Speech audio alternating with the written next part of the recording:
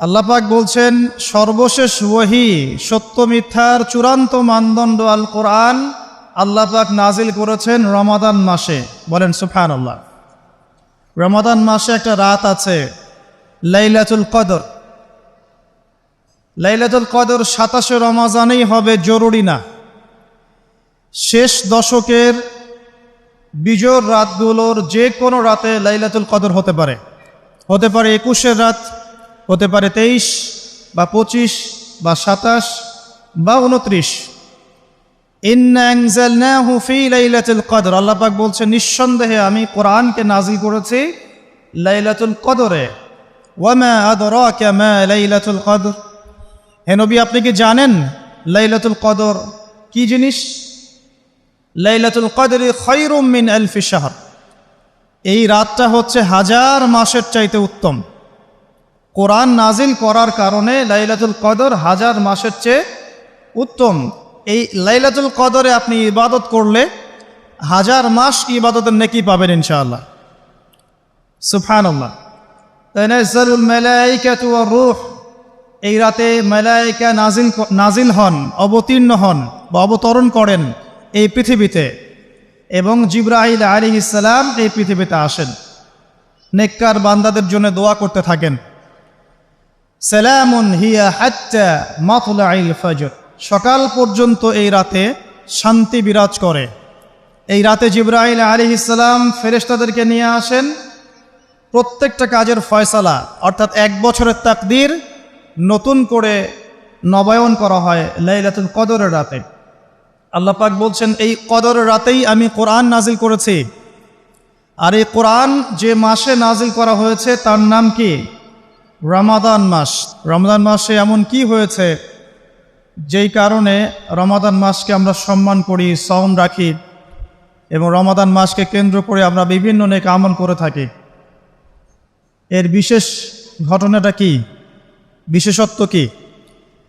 আল্লাহ পাক এর উত্তর দিয়েছেন সূরাতুল বাকারা এর 185 নম্বর আয়াতে।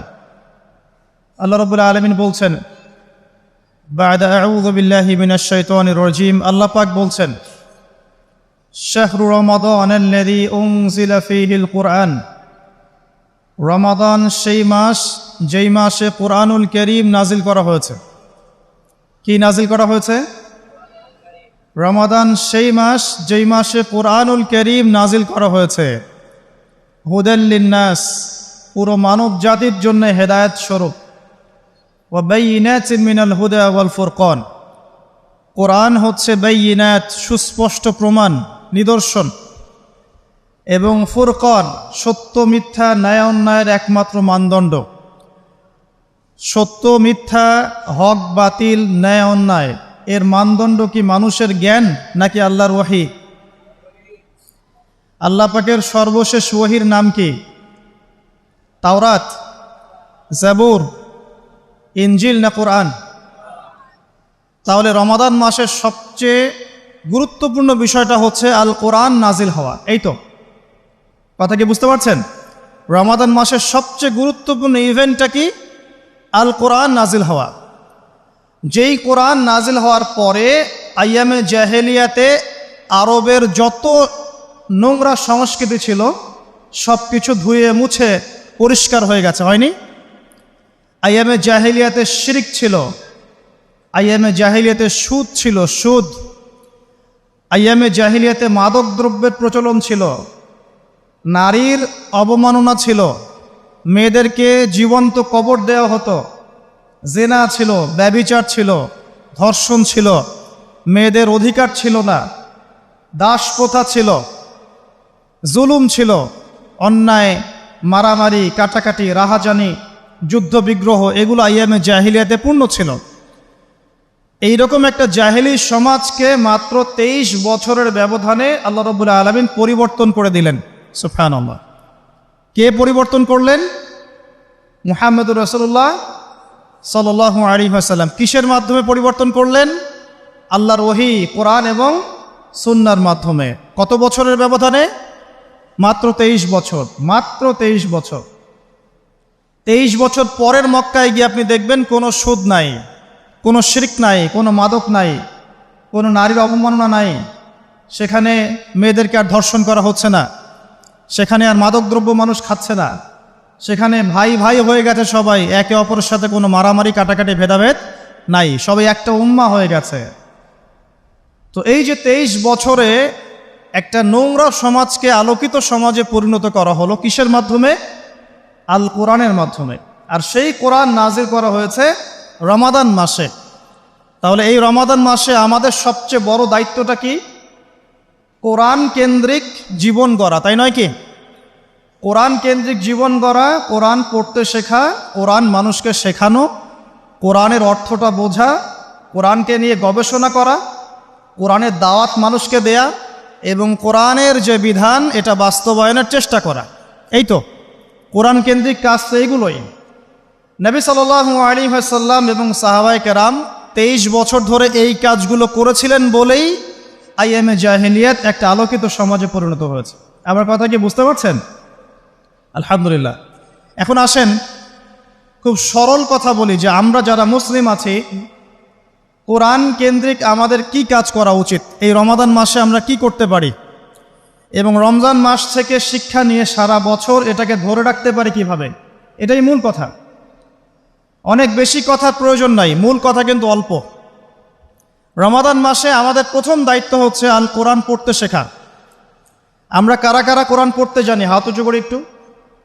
মাশাআল্লাহ, বেশিরভাগ মানুষই কোরআন পড়তে জানেন, আলহামদুলিল্লাহ। জাযাকুমুল্লাহ খায়রান, আল্লাহ পাক আপনাদেরকে বারাকাত দান করুন, দোয়া করি। প্রথম কাজ কোরআন পড়তে শেখা। পড়তে জানেন, আলহামদুলিল্লাহ। তবে আমি কিছু কথা বলি যেগুলো শুনলে হয়তো আপনার কাছে মনে হবে যে আরো ভালো করে পড়া শেখা উচিত। পড়তে শেখা খুব গুরুত্বপূর্ণ একটা কাজ, কিন্তু যেমন তেমন করে পড়তে শিখলে হবে না, মদ মাখরাজ তাজবিদের সাথে পড়তে হবে।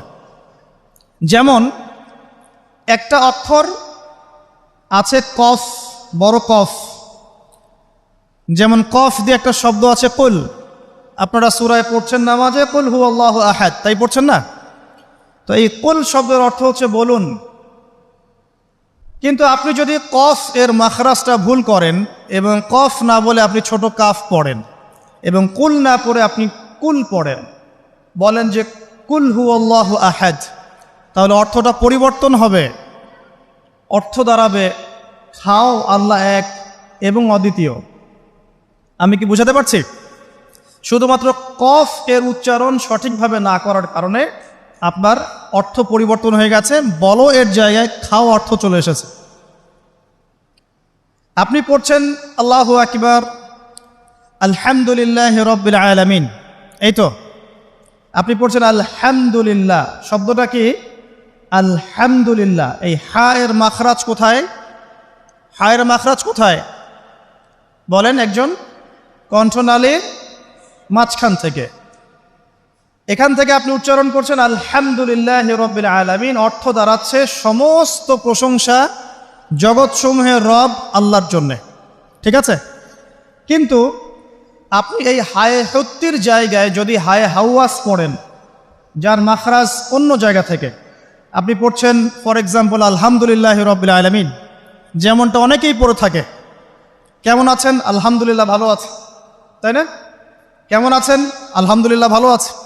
তো আলহামদুলিল্লাহ না বলে সে বলেছে আলহামদুলিল্লাহ। ওই যে হায়ের উচ্চারণ পরিবর্তন হয়ে গেছে, এই কারণে অর্থ পরিবর্তন হয়ে দাঁড়াবে যে সমস্ত নিন্দা আল্লাহর জন্যে, যিনি জগৎসমূহের রব। আমার কথা কি বুঝতে পারছেন? শুধু হায়ের মাখরাজ ভুল হওয়ার কারণে এই সমস্যা হলো। তাই যারা পড়তে শিখেছি আরো ভালো করে পড়তে শিখি, মদের সাথে, মাখরাজের সাথে, তাজবিদের সাথে সমস্ত নিয়মকানুনগুলো আবার চর্চা করি, যাতে আপনার তিলাওয়াতটা 100% বিশুদ্ধ হয়। আল্লাহ পাক তৌফিক দান করুন।